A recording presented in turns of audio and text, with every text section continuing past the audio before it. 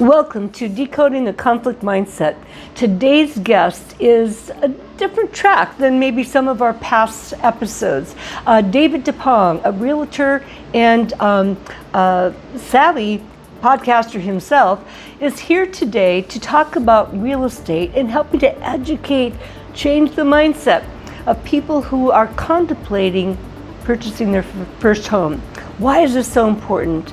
Well, when people have no options or with little financial assets, they're negatively impacted by the stress that day-to-day living can bring about. What David's goal is to help educate and work with people who'd love to have home ownership, but may be afraid or may be blinded by myths about home ownership.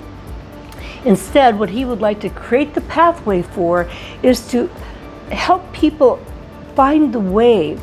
By investing now into real estate, they're really creating the wealth for their later years. He says that he's contacted by no less than 4 different families on the verge of becoming or are in the process of becoming homeless because of high rents, loss of living space, etc. And so what he wants to do is to talk about the natural cycle of real estate, working with the ups and downs, the 4 biggest mistakes that people make, so this doesn't happen to you. So it's not too late to start that investment track and to make a difference in how you live life later. All about mindset. So stay tuned, don't go away. Invite your friends and colleagues to join us. We'll be starting shortly.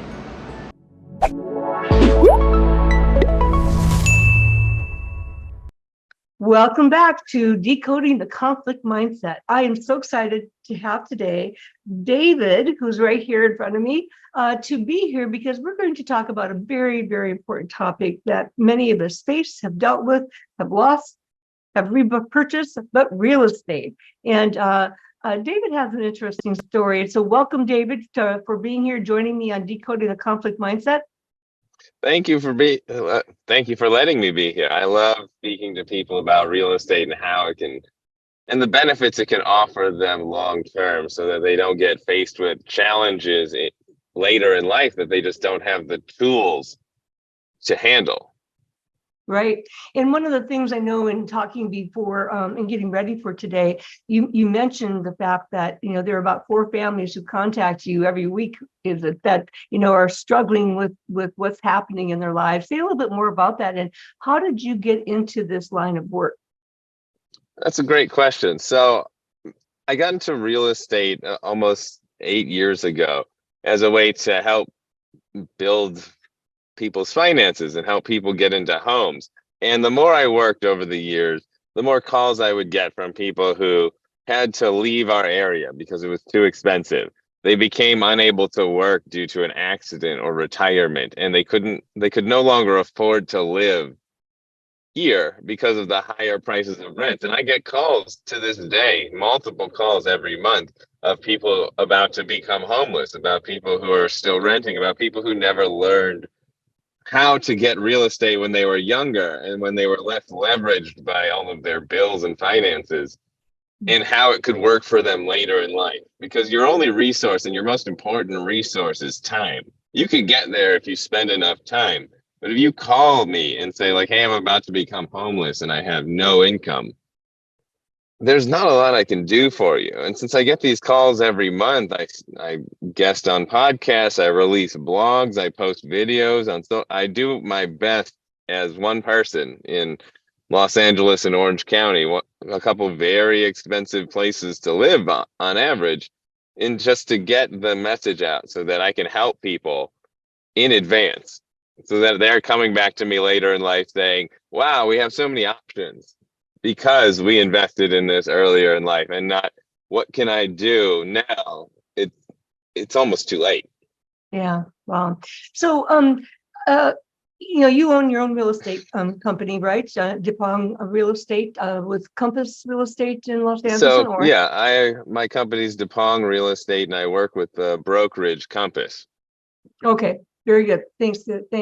And so, let's elaborate a little bit here for our viewers and listeners, and hopefully they'll pass the word on. But what is the importance of starting as early as possible to plan, save, and buy your first property? So when you're young, when you've just gotten out of college, let's say, or you're working your first few jobs, you don't usually have a significant other, or if you do, it's fairly new. You don't have kids, you don't have a lot of recurring financial costs every month. So if you start putting away $100, $200, $300 a month in your early 20s, by the time you're in your late 20s, you can easily afford to make the down payment and closing costs on a home. And after that, time takes over the wheel in higher cost areas. If you look in LA, if you look in Orange County, if you look in New York, if you look in Miami, Georgia, places that are growing, places that people are investing in, that Austin, Texas, that real estate values are increasing by no work of your own. All you have to do now is own a property and pay your bills, pay your rent, pay your mortgage, and you will eventually have a sizable amount of wealth that you can leverage. And if that leverage option is you want to leverage it into a duplex, and when that duplex is paid off, it'll cover its own expenses and your home's expenses. Now your quality of life is great because your cost of living is almost nothing. Or if you want to buy one property a decade, every 10 years, both of the all of the properties you have enough money in appreciation and equity that you can pull the money out and do that without ever coming into any of the salary savings that you have, the 6 month savings that you have, the stocks, bonds, mutual fund investments that you do. It's almost a get rich slowly, but for sure scheme. And if you do it early enough, it's that easy. If you start in your 40s and 50s, well, how many decades do you have to leverage this tool? Well, not as many as somebody who started in their 20s. Absolutely. I've heard that said by many people as far as, if you start early with all these other obligations when life is still pretty simple, it is a lot easier to make your plans and so forth. Unfortunately, a lot of people in their 20s are still in the mindset of let's live life and have fun and let's go party. And so I know I felt very fortunate that I was in a position after finishing graduate school, getting involved in a small entrepreneurial company in my line of work that I was able to buy my first home when I was 31. And so I felt that was pretty significant for me at that It point. is. Yeah. So, yeah. And that was in Santa Barbara, no less, too. So A pretty beautiful amazing. area. Yes, pretty Amazing amazing. place. Yes, it is. It is. So tell us a little bit more about sort of the natural cycle, because I know, now interest rates are rising right now, and property prices have gone up and down. So tell us a little bit more about that natural cycle of real estate in high growth areas like you're talking about to build your wealth from that first property moving on. So if you look at the average appreciation of California over the last 39 years, so we're not taking any one individual 7 to 12 year real estate cycle, it was 6.77% year over year.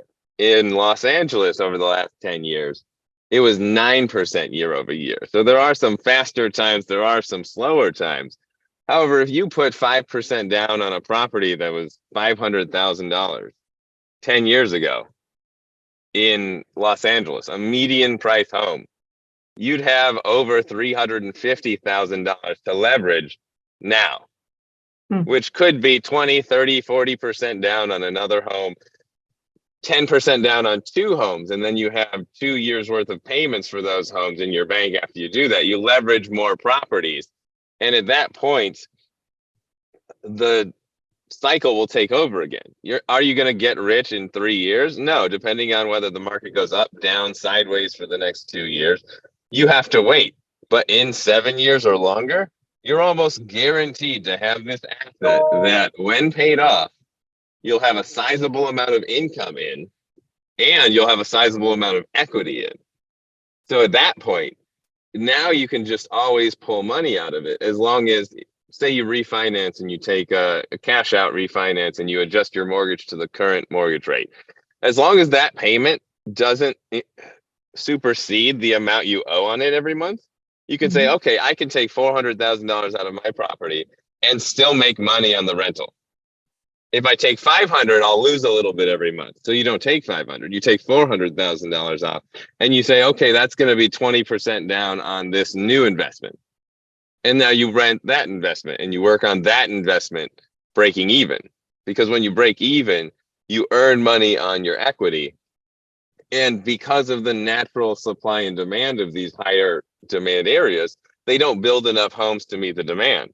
So when you make smart choices and you buy, say, the worst home in the best neighborhood near demand, you can almost guarantee that your neighborhood will be the first one to recover. It'll be the first one to flourish. And it'll be the first one that people will want to buy, rent, and take opportunities from you in the future. And if you rent your whole life, or if you don't have at least one home, you can't ever live in your stocks if something goes wrong. You at least have one asset that has utility, that at the very least, if you get it early enough in life, if things go bad, you can just move back into that home and your cost of living is low and you can leverage it when things are going well again. But it gives you all of these tools to face not only opportunities, but challenges, medical bills, college fees, as long as you start early enough. Okay. Okay. One of the things that I'm listening to you talk about and reflecting on some of the, good choices I made about property and then some of the mistakes I made, we all have them. But I think, it's about mindset. It's about also, sometimes the lack of knowledge, people just don't know how to go about this. But I also think a lot of it has to do with fear, fear of, like the being cash poor. And so talk about some of the myths that are out there as far as home ownership and property investing and things like that. So I'd love to. There's really three things that prevent people from succeeding. One is fear that they're being taken advantage of. So a lot of people, when they meet a real estate professional or an agent, they immediately think, oh, they're trying to sell me something. All they want to do is make money. And your home is arguably going to be the largest, if not one of the largest investments of your life. So if that's the feeling you get from that professional, find another professional. You don't go into court without a lawyer and go, I don't know, he just wants to make money. Yes, we're in an outcome-based business. Of course, I will make money when I achieve your goal. But you need a professional whose full-time job is to make sure that this decision that you're making goes well. Yeah. The second thing is people's limiting beliefs. They take a look at prices. They take a look at 20% down, which is not what you need to buy these days. It's better, but it's not what you need to buy a home. And they go, oh, prices are too high. I'm not even going to think about that right now. I'll think about that later. And just like we were talking about before with time, that's one of the worst decisions you can make. If you need help with your down payment, if you need help with your closing costs, if you need help creating a plan to home ownership, it might take 1 to 3 years for us to get you there. But that's from the first day that you call me and I get you into the right down payment assistance program, or I get you into the right assistance program that could take a year or two for your turn to be up, because there are so many people in the queue that need this type of help. And 3 is just that they don't believe it's possible. So besides not wanting to do the work, and besides not trusting the professional, 3 is the long-term, short-term mindset where they go, if I can't do it within 1 year, it's not worth it. It's the instant gratification of like, well, if I can't save and handle this right now, why would I call you? Why would I connect with you once every 3 months for the next 5 years to be able to do this? I'll just wait and I'll figure it out later. Well, real estate isn't an instant gratification asset. It's a thing you do. You make a smart choice with an educated guess of what's going to be good, what's going to grow in the next 10 years. And then you invest in that property over the next 10 years. You're not wasting money. You're not quote unquote house poor. You own a home. So those terms, those media terms that everybody throws around, like being house poor. I don't like those because it infers that you have nothing. If I told you you couldn't travel or spend as much money over the next 2 years of your life in your 20s, when you really don't need that much money, but you're going to gain an investment that's going to take care of you for the last 40 to 50 years of your life, Yeah. what would you choose? I want something long term.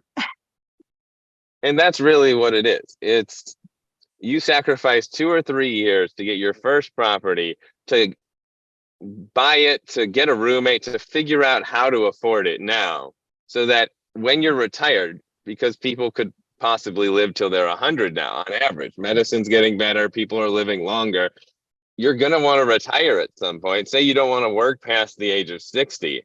Well, if you have 2 or 3 properties, you don't have to. You Yeah. could do whatever Yeah. you want. You could consult, you could have a part-time job, you could travel, you could figure out how to make your life work on the income that your properties bring in that supersedes their holding costs.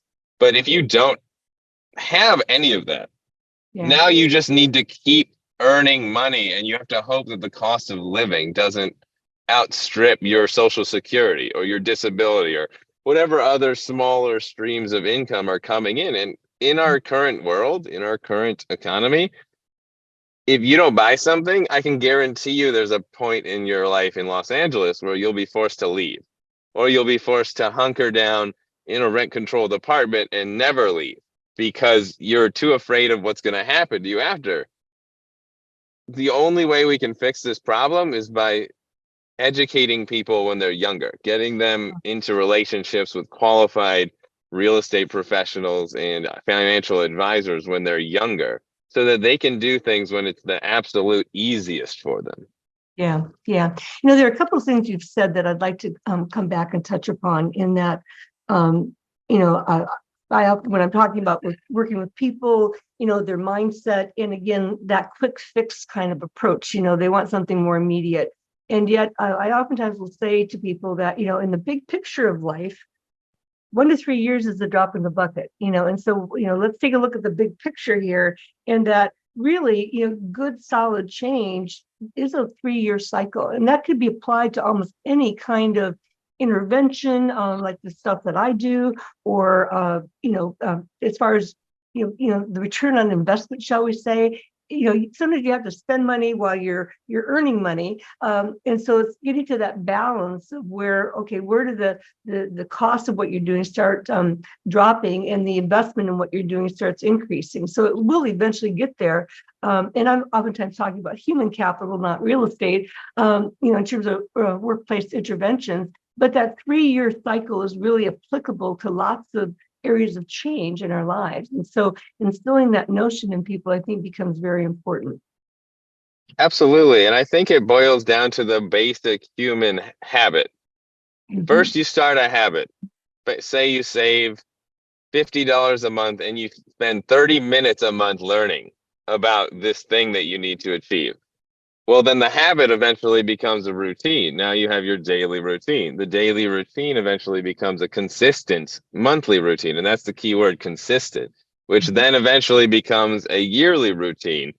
And when you see people who have a consistent yearly routine that's healthy, they're in better shape, they're happier, they're more wealthy, they've achieved things, they have more ambition, and they have the wherewithal to say, like, well, this is all figured out already. Now for my 4 extra hours a day, I can focus on something new, because all this other stuff in my life doesn't take any thought anymore. I've dialed it down to a very specific habit and routine for each one of my things, whether it be meal prep, going to bed at a certain time, going for walks during the day for your mental health, doing therapy, whatever your habit routine needs to do to balance yourself in a way that you can now focus on growth, personal growth, financial growth, family growth. Right. That's what you need to establish.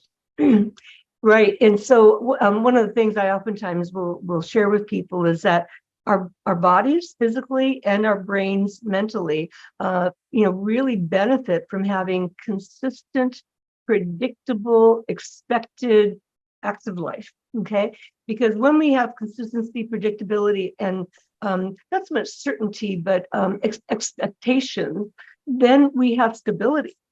And when we have stability, then we're not anxious, and we can trust, and we can start investing our time and energy, just like you said, into other things.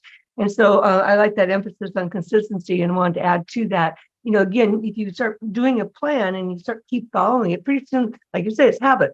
We don't have to think so much about it. We just need to monitor it, and now we can move on to other things. And so chunking life down into these phases becomes very important. It sounds like that is much what applies to planning to own your first home and then thereafter. Absolutely. You don't need to reinvent the wheel, so to speak. Everybody's got solutions for all of your problems. You get stressed out by choosing what to wear. You plan out your outfits in advance for the week. You get stressed out about having to cook or eat unhealthily. You do meal prep. You have Right. you schedule goal review at the end of each week. You schedule half an hour to speak to me about your things once every month. You schedule these things out, and then when you wake up, you don't have the stress and anxiety of like, what's going to happen today? Well, I know, let me just pull my schedule up. And then Mhm. you leave 1 or 2 days a week that are open. Like on the weekend, I'm going to splurge. I'm going to do this. I'm going to do that. And through moderation of consistency and inconsistency, everything in moderation, right? You don't feel like your whole life is just disciplined and regimented out. And you still get those times where you can cut loose and relax. But if Mhm. you aren't healthy in your mind or you aren't healthy in your body, well, then the most you can ever be is 50% healthy, because your body and mind are equal parts of yourself. So you ignore your bodily health, you're 50% of a great mind. You ignore your mind, you're 50% of good health, but you need both to function and grow. Absolutely, absolutely. I love that you said that. So let's talk about what are four um, common mistakes that get in the way of people from becoming that first time homeowner. So I think we addressed one of the mistakes. It's that they don't think it's possible. They think it's too expensive. So per se, you're going to buy a $500,000 property, which is pretty affordable for Los Angeles, but it might seem like a lot to some areas. Well, then you might need about $25,000 if you're going with a conventional loan. Now, you take a look with you and your partner, and you can see if that's achievable. Can we save 200, 300, $400 a month for 4 years and get there? Or is it not achievable because of our place in life? Well, now I can direct you to the proper down payment and closing cost assistance loan, where you don't even need to have most of that. You need to have between 0 and 3% of that amount. So that's between 0 and 15,000. And now we can work back to create a plan for you to get there. But if you Mhm. never believe it's possible and you don't call me and you don't try to do this planning, you don't just work on the things that you can actually change right now, Mhm. well, then when you call me 3 years later, I'm going to start you on this plan that could take you 3 years. And now we're in a market where prices are 6 years higher and Mhm. it's even less affordable for you. And there's nothing we could have done about it. So you have to believe you can, because whether you believe you can or you believe you can't, you're right. People who think they can will get it done, and people who think they can't will find an excuse as to why they can't do it. The Right. second biggest mistake is lack of the long-term mindset. People go, well, I might not want to live in that city for more than 2 years. Well, great. Work for that 2 years, invest in your property. Get it to the place where it can rent and break even. And Yeah. then you can leave and go rent in that city that you want to live in.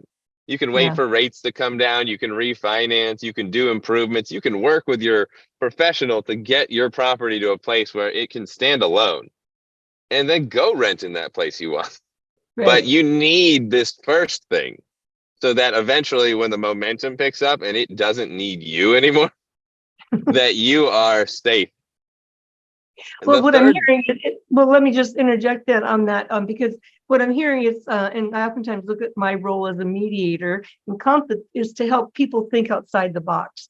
And that's what I'm really hearing you say, is that rather than being absolutely. stuck in a place, well, what are the possibilities? What could I do? Who do I need to talk to get some ideas? And so that's where, having 2 or 3 or 4 minds coming together can be thought stimulating and see opportunities we wouldn't have otherwise seen. Yeah, absolutely. The third thing is people don't start early enough. So Okay. if you've got kids and they're about to be 18 and you can get them a super low limit credit card, or you can put them on your checking account and you can make them buy 1 or 2 things a month and pay it off on time every time, you can Mm-hmm. start establishing a credit score for them that's going to help them for their entire life. You need to first get your credit life under control. Learn, again, speak to a professional. Learn how much of your credit you should be using to have a healthy credit profile. And even if you're 4 years out from being able to buy a home because financially it's just not going to work for you, or you can't qualify for the right programs, Mm-hmm. all of this time in your entire life can be spent improving your credit, because credit is very important in our society, for better or Right. worse. If Mm-hmm. you are not, or if you're missing payments on a pair of shoes or something that, a $20 payment that you just don't think is important, your credit score could be dropping by 30, 40, 50 points a year. And that Right. takes years to fix. So Yeah. you can't ignore your credit. Look at making yours and your children's credit as high as possible, as early as possible, because it'll make everything in your life, from financing cars to personal loans to buying a home, easier. And when things are easier, you can do you do them with much less stress. It makes more sense. It's a logical conclusion that they would want to give you something because you've proven that you're trustworthy, and you're not Mm-hmm. just starting at the age of 30, 35, 40 to establish a good credit profile. Okay, so we've got the 4 kinds of things, and so having belief in yourself, looking at things long term, start early enough, and then also focus on that credit score and making sure that you're in a credit worthy state.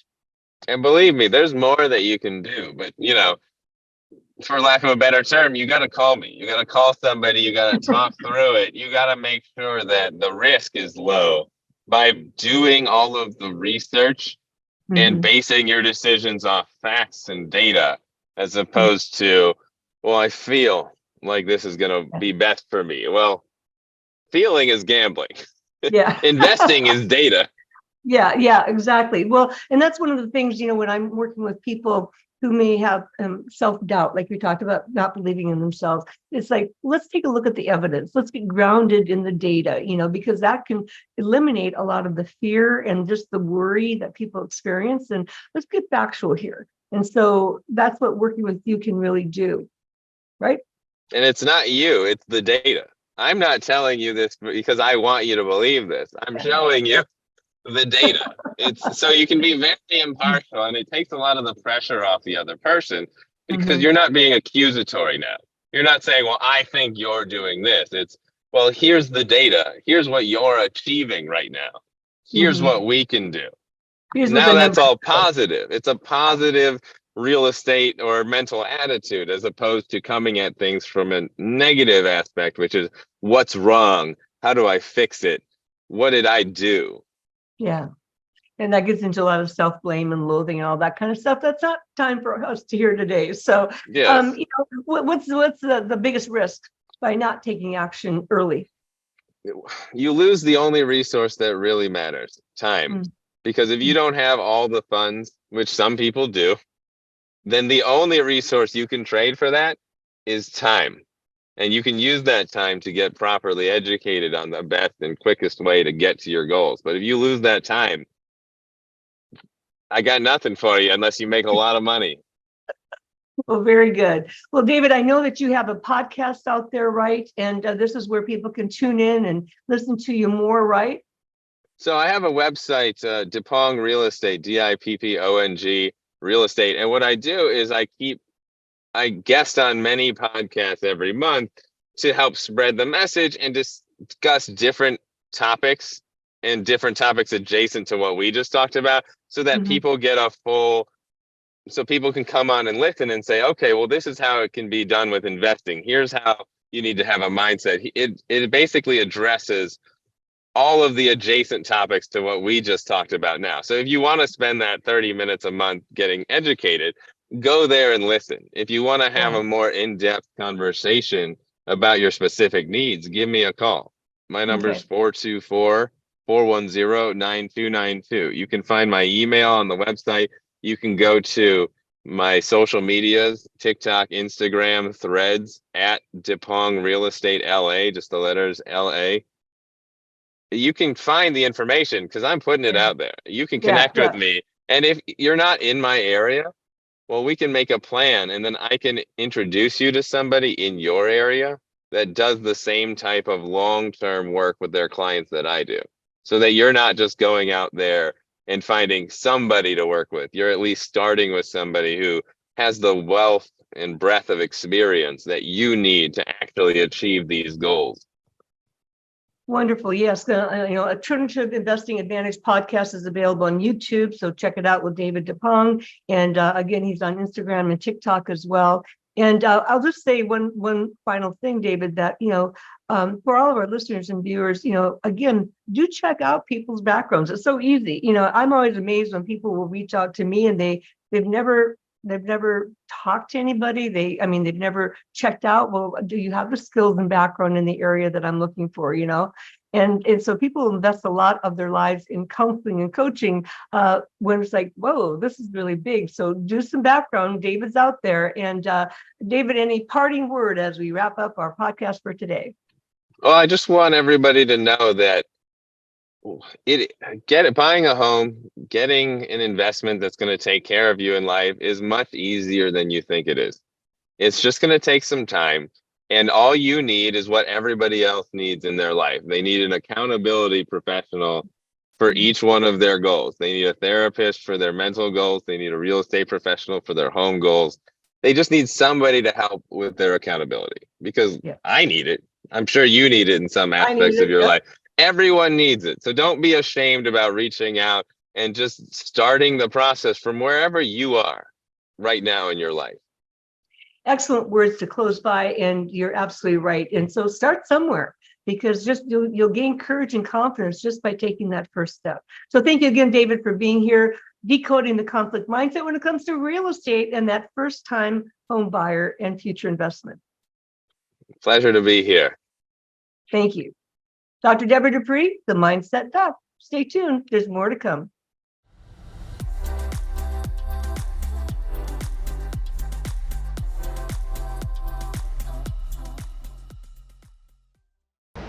Well, I hope you enjoyed the wise words of wisdom shared by David Dippong. David has made it his life's work to help first-time home buyers get into creating wealth, generational wealth, through the purchase, acquisition, and transfer of real estate. Important messages to share with all whom you know. Now, coming up next is someone from an entirely different walk of life, Dov Baron. Dov is what we call an actualizer. He makes things happen for people. He's had the opportunity to work with folks like Guy Kawasaki, Rich Man Poor Man, as well as John Oates of Hall & Oates, not to mention CEOs and leaders of Fortune 500 companies throughout the world. Dov shares with us how he found the formula for the emotional source code, and he translates that information into major events like Putin in Russia and the invasion of Ukraine, Donald Trump, and January 6th. What motivated people to take the action that they did? Those who controlled the message controlled the movement of their tribe. So come on back, bookmark this podcast to join us in 2 more weeks. You won't want to miss this. Subscribe to make sure you get notified. Come on back, Dr. Deborah Dupree, the Mindset Doc.